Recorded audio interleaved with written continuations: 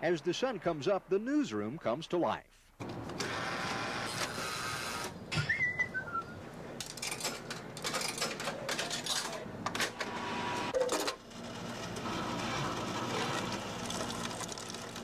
With coffee in hand, the producers and editors meet to plan the day's coverage. There are usually dozens of stories to choose from, and you can't cover everything. You have to make a priority, and the basic priority is what is going to affect the most people. So one by one, each story is judged by its merits. Everybody goes to the playoffs in the NBA. We'll also have a voiceover to sound from a couple who is having their 75th wedding anniversary today. Not many people survive the 75. Okay, so the motion for an injunction pending appeal is denied. Reporters start their day by making calls, gathering information, pumping sources for ideas. The stories that make the cut are written on the assignment board. Reporters and photographers check the board to see where they're supposed to be and when they're supposed to be there. This is a good story. Sometimes the newspaper generates story ideas. Often the wire services, AP and UPI, have important stories that need more coverage. But most of the time, our story ideas come from our viewers. The people out in the community who call us in and tell us about a meeting that's happening that night, neighborhood issues, school issues, anything that's going on. Even if it's a fire down the street and they see the fire trucks and they say, hey, why aren't y'all out here? Or some story ideas will come in the mail. Every day we get hundreds of letters, news releases, and magazines. And there's lots of paperwork in a newsroom. A rundown is typed, listing every story in the newscast. It'll be changed dozens of times as the news of the day changes. Planning a newscast is often frustrating. From KUSA in Denver, this is 9 News, #1 in Colorado. Good afternoon. But once it's on the air, once you get to see our work, it makes it all worthwhile. Gary Shapiro, 9 News. Kerry Manley reports the fire broke out this morning and was a stubborn one to put out. It started about 9 this morning. When we watch the news at home, we really don't think about all the work that goes into getting stories on the air. This fire story, for instance. Photographer Dan Wood got there a short time after it started and began shooting the dramatic footage that would tell this sad story.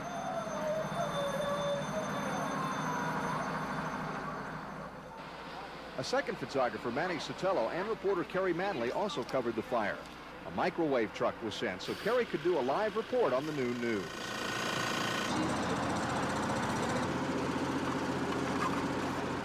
In the midst of wanting to make sure you get the facts, you also want to be sensitive that something very painful and devastating is happening to some real human beings. It's not just a 30-second live report.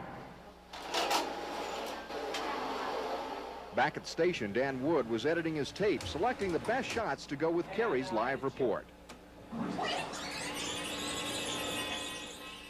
Okay, how about a mic check, please? Mic check, please. 3, 2, 1. Kerry Manley reporting live at 4:08. Kerry is now ready, waiting for her story to come up in the newscast.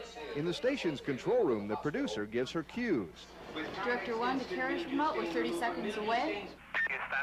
You're in the chroma key. Kerry, we're told it took 2 hours to get the fire under control. Why did it take so long? Well, the fire department says really... The live shot goes well. Kerry will now start working on other versions of this story for the 4:30 and 5 o'clock newscasts. In the meantime, other photographers and reporters are also working on their stories. Brian Hostetler is flying in Sky 9 with pilot Leo Galanis, shooting aerials of the city for a report on metropolitan government. Other reporters are back in the newsroom writing their scripts. Reporters must always work under the pressure of deadline. That pressure to get the story, get it right, and get it on the air on time is, to me, one of the challenges that's involved in the business. It's what I like. Manny Sotelo finishes editing Kerry's taped report on the fire. He runs the tape back to the playback room just in time for the newscast. TV journalists are always watching the time. With photographer Brian Gill, Gary Shapiro, 9 News. When things start falling apart in a newscast on television, it is the anchor's job to find a way to prevent total disaster. That's what they get paid to do. Today, in our look behind the scenes at 9 News, Gary Shapiro reports on the anchors and the on-air production staff. Take. Okay, monitor up. 2 go for monitor, 3 is single. Quickly. It'll be remote, 2 back. 3 minutes. Ready, 1. Stand by. Ready, switch, both mics. Coming up a little later today, how honest are you? Today, we're going to tell you about a sticky situation. This is what you don't see when you watch the news. Ed Sardella and Mike Landis looking over stories, making last-minute changes in their scripts. Part of their job is to cover for mistakes and make the show look good. For every half-dozen mistakes someone might be able to pick out in an hour news show, there's probably a dozen and a half that we've covered that people at home don't know anything about. That's really, as they say, why they pay those guys the big bucks. A crop duster plane crashed in Weld County near... They read their copy off a teleprompter. It's reflected right over the camera lens. When late stories are breaking, anchoring can be a pressure-packed job. It's very much like batting in baseball. It's a total concentration effort.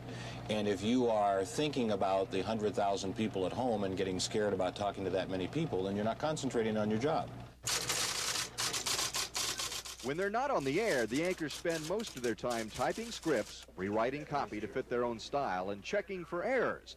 They spend far more time editing than anchoring. For the first time, the federal government has But it's their on-air presence and appeal that attracts viewers. They strive for acceptance, and they know without it, they could be out of a job. Live to show you what goes on during a newscast with the production staff. This is where it all happens. Our producer, Patty Dennis, sits at the console. She times the newscast, and she tells me she's running out of time, so we're just going to skip right along here. Mike Calhoun is the director. He's the guy that actually calls the shots and puts the pictures on the air that you see. Bob Pusatori is the technical director. He sits behind this massive switcher. We're going to give you a demonstration of how they put different pictures on the air. Take bars, take two. Just different types of things. They can put the anchors on the air. They didn't know they're on the air. We're back in the control room now. They can also do special effects. He tells me he has an effect for me. I'm not sure what it's going to be, so we'll take a look at it. Yes, see, they can do all sorts of stuff. Kind of gives you a headache. I love it. They call it a control room. Sometimes it's out of control when there are late-breaking stories. The studio is just right out here. We're going to follow me into the studio, hopefully. We talked earlier about all the camera people, the floor director, the lighting people, the technical staff that is very, very important in making sure we get on the air. And you guys know they work pretty hard to make us look good.